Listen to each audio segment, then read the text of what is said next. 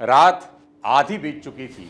आकाश में घने बादल थे, बिजली कड़क रही थी और पृथ्वी की जैसे रूह कांप रही थी। पर वो डर नहीं, एक नई चेतना के आने के संकेत थे। कंस के कारागार में बंद थे वासुदेव और देवकी, डर, चिंता और जंजीरों से जकड़े हुए। कंस अपनी बहन देवकी की कोख से जन्मे 6 बच्चों की निर्ममता से हत्या कर चुका था। 7वें बच्चे बलराम को योग माया ने देवकी के गर्भ से निकालकर रोहिणी के गर्भ में स्थानांतरित कर दिया। और फिर आई वो रात्रि, आषाढ़ मास, कृष्ण पक्ष, अष्टमी तिथि। समय ने जैसे सांस रोक ली हो। देवकी के चेहरे पर पीड़ा, पर आंखों में आस्था थी। वासुदेव की सांसें तेज थी, पर मन स्थिर था। और उसी क्षण एक दिव्य प्रकाश फूटा। देवकी की गोद में एक अलौकिक शिशु प्रकट हुआ और श्री कृष्ण चतुर्भुज रूप में प्रकट हुए। भगवान के 4 हाथ थे, जिनमें शंख, चक्र, गदा और कमल थे।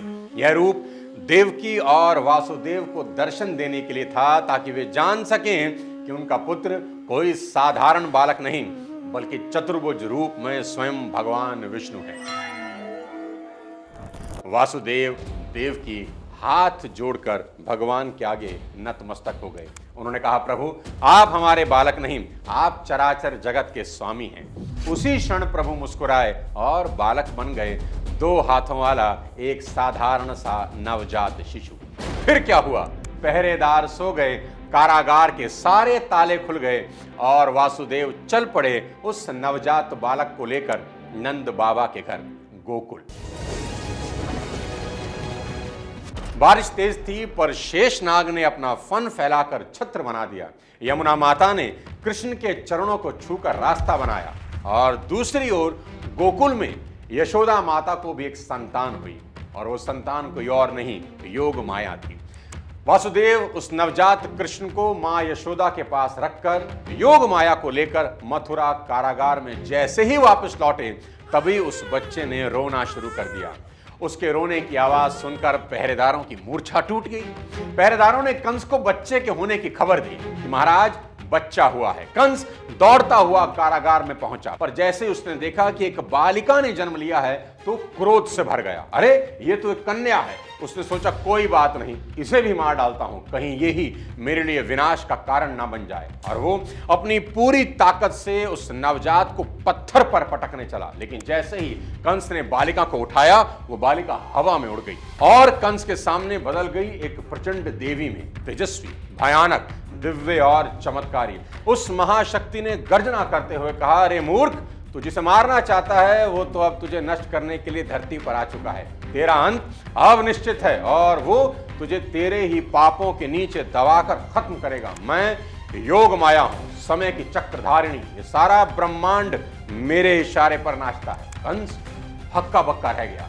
वो जब तक खुद को अजय समझता था, अब उसकी भी टांगें कांपने लगी। डर के कारण उसका चेहरा पीला पड़ गया था।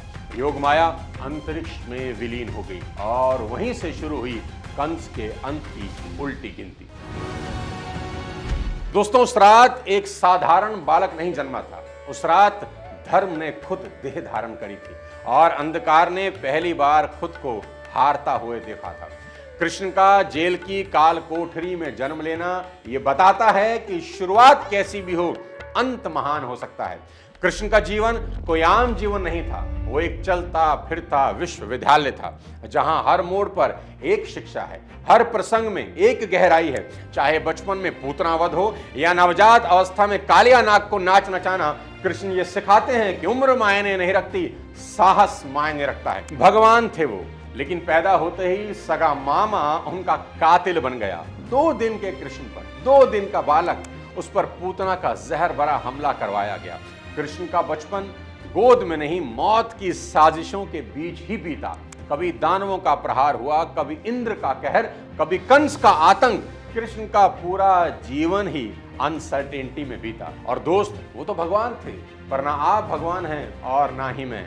आप और हम जैसे इंसान के लिए जिंदगी कितनी अनप्रेडिक्टेबल है। आज है, कल नहीं। ये सिर्फ कहावत नहीं, हकीकत है। कौन जानता था अहमदाबाद से लंदन के लिए उड़ी फ्लाइट के साथ ऐसा हो जाएगा। सवाल सिर्फ इतना है, क्या आप अपनी फैमिली को अकेला छोड़ सकते हैं उस वक्त जब आप नहीं होंगे? अगर जवाब है ना, तो आज ही टर्म प्लान जरूर लें, क्योंकि समय का कोई भरोसा नहीं। अपनों का फ्यूचर सेव करने के लिए टर्म जरूर लेना चाहिए, ताकि आने वाले कल की अनसर्टेनिटी में भी हमारी फैमिली का फ्यूचर सेफ रह सके। टर्म इंश्योरेंस का प्योरेस्ट फॉर्म होता है, जिसमें सिर्फ महीने के 600-700 रुपए के प्रीमियम में आपको आपके परिवार के लिए करोड़ तक का कवर मिल जाता है। और इसे जितनी कम एज में लिया जाए, आपका प्रीमियम उतने में ही लाइफ टाइम के लिए लॉक हो जाता है। इसलिए आज ही अपनी फैमिली का फ्यूचर सेव करें। लिंक आपकी हेल्प के लिए नीचे डिस्क्रिप्शन में दे दूंगा। दोस्तों, कृष्ण का पूरा जीवन ही एक चलती फिरती पाठशाला है। सुदामा को ही लीजिए। फटे पुराने कपड़े, पैरों में चप्पल नहीं, हाथ में सिर्फ मुट्ठी भर चिवड़ा, लेकिन दिल में उम्मीद की लौ और आंखों में पुराने दिनों की दोस्ती की चमक। मित्र हो तो तुम्हारे जैसा। जब वो द्वारका के भव्य महलों तक पहुंचा तो द्वारपाल हंस पड़ा, ये भिखारी यहां क्या कर रहा है? लेकिन उसी महल के स्वामी श्री कृष्ण जैसे ही सुनते हैं कि उनका सखा आया है, सिंहासन छोड़ दौड़ पड़े, नंगे पांव, बिना किसी झिझक के। राजा ने रंग को नहीं, दोस्त को देखा, उस दोस्त को जिसने कभी बरसों पहले उनके साथ सूखी रोटी बांटी थी। शर्म, गरीबी और आत्मग्लानि में डूबा सुदामा का सिर झुक गया, लेकिन कृष्ण ने उसे अपने आसन पर बिठाया, खुद झुककर उसके पांव धोए। आंसू आंखों से नहीं, आत्मा से बह रहे थे। सुदामा अपने साथ सत्तू लाया था। सोचने लगा, जो संपूर्ण सृष्टि का स्वामी है, उसे ये तुच्छ सत्तू कैसे दूं? और भगवान तो भगवान है, अंतर्यामी है, सब समझ गए कि सुदामा कुछ छुपा रहा है। उसके हाथ से सत्तू छीनकर बड़े भाव से खाने लगे। और कहते हैं कि पहली मुट्ठी खाते ही भगवान कृष्ण ने स्वर्ग को सुदामा के नाम कर दिया। दूसरी मुट्ठी खाते ही पृथ्वी लोक का वैभव सुदामा को सौंप दिया। और तीसरी मुट्ठी में जब कृष्ण बैकुंठ ही सुदामा को देने लगे, तो रुक्मिणी ने आगे बढ़कर रोक लिया कि प्रभु, आप ये क्या करने जा रहे हैं? कृष्ण मुस्कुराए और बोले, रुक्मिणी, उसके पास जो सबसे मूल्यवान था उसने मुझे सौंप दिया। अब जो मेरे पास है मैं वही तो दे रहा हूं। ये कोई सत्तू नहीं, ये तो भक्ति है। और भक्ति के बदले अगर मुझे स्वयं को भी देना पड़े तो भी सौदा सस्ता ही होगा। कृष्ण ने दुनिया को सिखाया कि सच्ची मित्रता वो नहीं जो समय देखकर की जाए, मित्रता तो वो है कि समय बदल जाए फिर भी दिल ना बदले। राधा से प्रेम किया, लेकिन कभी विवाह नहीं, क्योंकि कृष्ण का प्रेम देह की सीमाओं से परे था, आत्मा की अनंत गहराइयों तक पहुंचा था। वो प्रेम जो शब्दों से नहीं, मौन से समझा जाता है, जो आंखों से नहीं, आत्मा में बसता है। राधा कृष्ण की प्रेमिका नहीं थी, वो तो उनके अस्तित्व का वो हिस्सा थी जिसे खुद कृष्ण भी अलग नहीं कर सकते थे। राधा और कृष्ण का प्रेम सिर्फ सांसारिक आकर्षण नहीं था, बल्कि अध्यात्म का सबसे उच्चतम रूप था, जहां शरीर की सीमाएं खत्म हो जाती हैं और आत्माएं एकाकार हो जाती हैं। जब कृष्ण गोकुल से जाने लगे, राधा ने उन्हें रोका नहीं और कृष्ण ने पलटकर देखा तक नहीं। दोनों ही जानते थे कि यह अंतिम मुलाकात है। उस एक विदाई की बेला में पूरी सृष्टि का सबसे पवित्र प्रेम छिपा था। और देखो, आज राधा का नाम कृष्ण से पहले ही लिया जाता है, राधे कृष्ण, क्योंकि वो प्रेम का प्रतीक है, एक ऐसी शक्ति जो ईश्वर को भी अधीन कर देती है। और जब हम राधा कृष्ण को याद करते हैं तो हमें ये समझ में आता है कि प्रेम वही है जो मांगता नहीं, बस बहता है और सिर्फ देता है। दोस्त, कृष्ण तो कृष्ण है, उन जैसा तो कोई है ही नहीं। वो शिशुपाल की 100 गलतियों को माफ करते हैं, ये सिखाने के लिए कि सहनशीलता ताकत है, और उसके बाद उसकी गर्दन उतार देते हैं, मानो ये समझा रहे हो कि एक समय के बाद शास्त्र नहीं, शस्त्र चलाना पड़ता है। और द्रौपदी की लाज बचाकर ये भी बताते हैं कि जो सच्चे भाव से पुकारेगा, कृष्ण हर युग में आएंगे। उनके पास सब कुछ था, सौंदर्य, शक्ति, बुद्धि, लेकिन उन्होंने कभी घमंड नहीं किया, क्योंकि वे जानते थे कि जीवन एक नाटक है और वो सिर्फ उनके सूत्रधार। वो कभी रणछोड़ कहलाए तो कभी मुरलीधर, लेकिन हर रूप में उन्होंने सिर्फ एक मैसेज दिया, हर स्थिति में शांत रहो, बुद्धि से काम लो, और अगर समय तुम्हारे खिलाफ हो तो भी मुस्कुराते रहो, क्योंकि अंत में जीत सत्य और नीति की ही होती है। जब धर्म युद्ध की लपटें उठने लगी, जब हस्तिनापुर की गद्दी पर बैठा दुर्योधन अपने अहंकार में अंधा हो गया, तब श्री कृष्ण शांति का संदेश लेकर खुद कुरुसभा में पहुंचते हैं। ना हमें राज्य चाहिए, ना सिंहासन, ना महलों की लालसा है, बस 5 गांव दे दो, पांडवों के लिए 5 गांव, पांडव बड़े संतोषी हैं, 5 गांव दे दो, आराम से रहेंगे, बस 5 गांव। इतना भी नहीं कर सकते क्या दुर्योधन? और दुर्योधन हंस पड़ा और उसकी हंसी अहंकार की सबसे घिनौनी गूंज थी। उसने गर्जना करते हुए कहा, कृष्ण, बिना युद्ध के तो सुई की नोक जितनी जमीन भी नहीं दूंगा, 5 गांव तो बहुत दूर की बात है। उल्टे कृष्ण को ही बांधने चला। तब शांति दूत कब क्रांति दूत बन गए पता ही नहीं चला। और फिर भगवान ने अपना ऐसा रूप दिखाया कि वहां बैठी तमाम लोगों की आंखें चुंधिया गई। हरि ने भीषण हुंकार किया, अपना स्वरूप विस्तार किया। डगमग डगमग दिग्गज बोले, भगवान कुपित होकर बोले, जंजीर बढ़ाकर साध मुझे, हाँ हाँ दुर्योधन बांध मुझे। और हस्तिनापुर से लौटते हुए कृष्ण कर्ण को अपने रथ पर बिठा लेते हैं और दोनों के बीच लंबी वार्ता होती है। कृष्ण कर्ण को पांडवों की तरफ आने का ऑफर भी देते हैं, जिसे कर्ण ठुकरा देते हैं। कर्ण भगवान कृष्ण को अपनी व्यथा सुनाते हैं कि मेरी मां ने मुझे जन्म देते ही त्याग दिया, आचार्य द्रोण ने मुझे शिक्षा देने से मना कर दिया क्योंकि उनकी नजर में मैं क्षत्रिय नहीं था, द्रौपदी के स्वयंवर में मुझे अपमानित किया गया क्योंकि मैं राज परिवार का हिस्सा नहीं था, मुझे पूरा जीवन अपमान का घूंट पीना पड़ा। कर्ण पूछते हैं, केशव मेरा क्या अपराध था? यहां भी कृष्ण मुस्कुराते हैं और जवाब देते हैं कि हे सूर्य पुत्र, मेरा तो जन्म ही कारागार में हुआ था। मेरे पैदा होते ही मृत्यु मेरी प्रतीक्षा कर रही थी। जिस रात मेरा जन्म हुआ उसी रात मेरे माँ बाप से मुझे जुदा कर दिया गया और जहां पहुंचा वहां सब काम मुझे ही करने पड़े।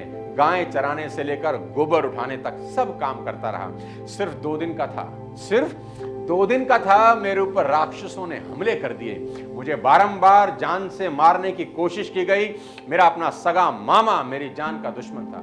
मेरे जीवन की चुनौतियां कहां कम थी, अन्याय तो जीवन भर मेरे साथ भी होता रहा। कृष्ण कर्ण को समझाते हुए बड़ी बात कहते हैं कि जो हमें सीखने की जरूरत है कि जीवन में आपका अपमान होता है, ये इंपॉर्टेंट नहीं, इंपॉर्टेंट ये है कि आप उस अपमान का जवाब कैसे देते हैं, उत्तर कैसे देते हैं। कर्ण जीवन भर अपने अतीत की कड़वाहट से भरे रहे, पर कृष्ण कभी अपने अतीत पर आरोप नहीं लगाते।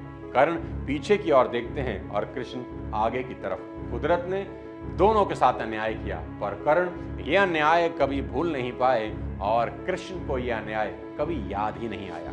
एक ने अपने आप को क्रोध के विष से भर लिया, हीन भावना से भर लिया, और दूसरे ने स्वीकृति के अमृत से।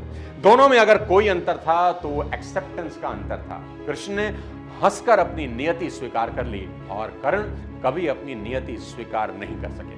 और फिर आता है वो युगांतकारी क्षण, महाभारत, जब कुरुक्षेत्र की भूमि पर दोनों सेनाएं आमने सामने खड़ी थी। शंख बज चुके थे, रथ सज चुके थे और युद्ध बस शुरू ही होने वाला था। तब एक क्षण के लिए समय जैसे थम गया। अर्जुन ने कृष्ण से कहा, हे माधव, मेरे रथ को दोनों सेनाओं के बीच ले चलो, मैं देखना चाहता हूं कि किस किस से मुझे युद्ध करना है।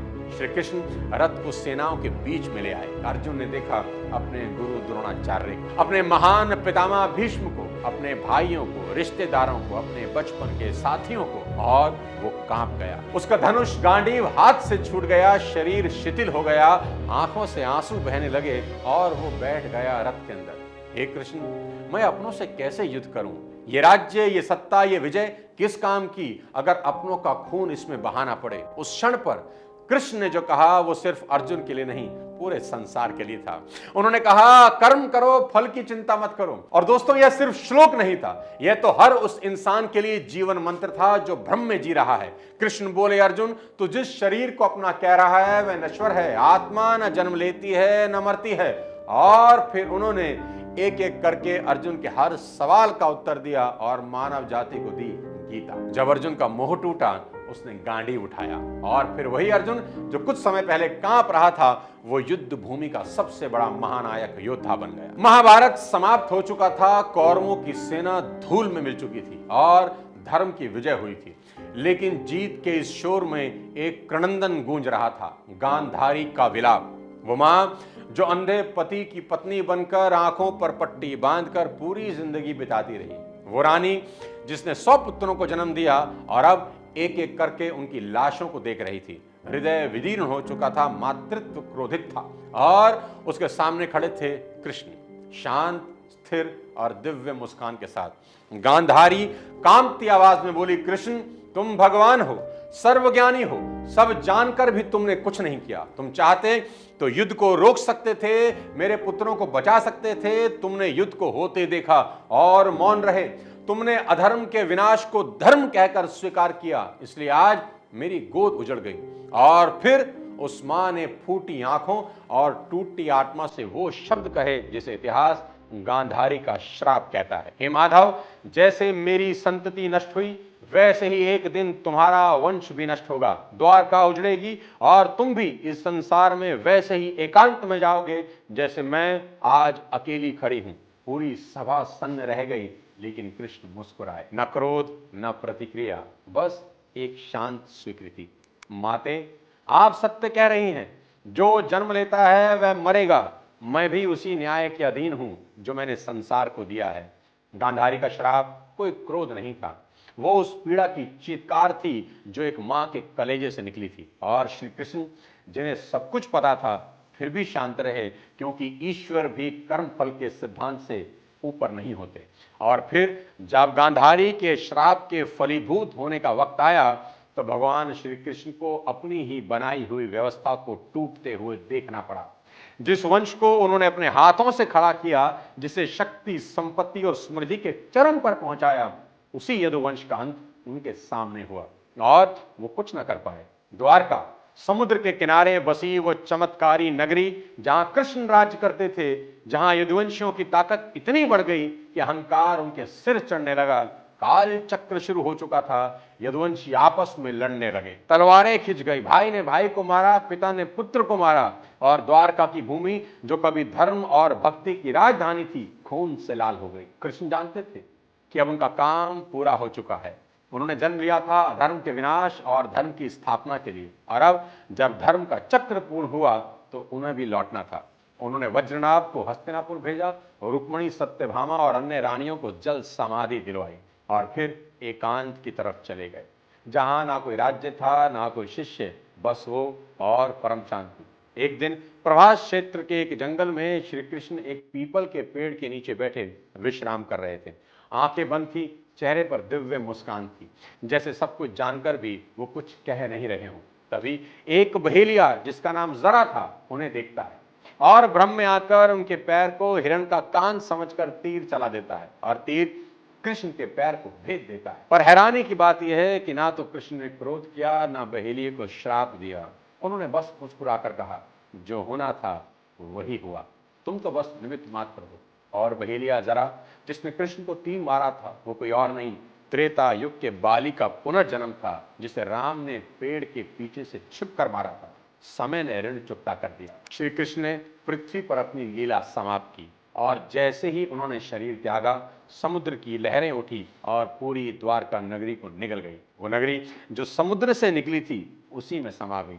जैसे लीला शुरू हुई थी वैसे ही समापन भी हुआ। यदुवंश का विनाश सिर्फ ऐतिहासिक घटना नहीं थी, यह उस चिर सत्य का प्रमाण था कि चाहे ईश्वर का वंश ही क्यों ना हो, जब अहंकार और अधर्म में डूब जाए तो उसका भी अंत निश्चित है। और यही श्री कृष्ण की सबसे गहरी सीख है। मैं धर्म हूं, लेकिन अगर मेरे घर में भी अधर्म पनपेगा तो मैं सबसे पहले उसे भी मिटाऊंगा। कुछ लोगों के अनुसार कृष्ण ने महाभारत युद्ध के 36 साल के बाद अपना शरीर त्यागा था, जब उनकी उम्र 125 वर्ष की थी।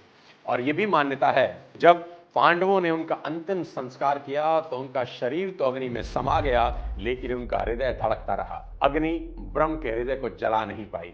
पांडव इस दृश्य को देखकर चकित हो गए थे, और तभी आकाशवाणी हुई कि यह ब्रह्म का हृदय है, इसे समुद्र में प्रवाहित कर दें।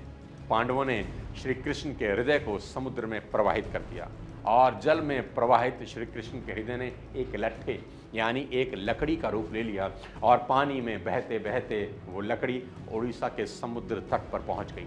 उसी रात वहां के राजा इंद्रद्रुम्न को श्री कृष्ण ने सपने में दर्शन दिए और कहा कि वह लट्ठ के रूप में समुद्र तट पर स्थित हैं। सुबह जागते ही राजा इंद्रद्रुम्न भगवान श्री कृष्ण की बताई हुई जगह पर पहुंचे। उसके बाद उन्होंने लट्ठ को प्रणाम किया और अपने साथ ले आए। इस लट्ठे से ही भगवान जगन्नाथ, बलभद्र और सुभद्रा जी की मूर्ति का निर्माण विश्वकर्मा जी ने किया। ये सभी दैवी प्रतिमाएं पुरी के जगन्नाथ मंदिर में विराजमान हैं। श्री कृष्ण चले गए। लेकिन गीता आज भी हर दिल में गूंजती है, हर दिल में बसती है, हर प्रेम में राधा बसती है और हर संकट में एक ही सवाल उठता है, हे कृष्ण तुम कब आओगे। आखिरी में इंश्योरेंस जरूर कराना। बहुत बहुत धन्यवाद। जय हिंद।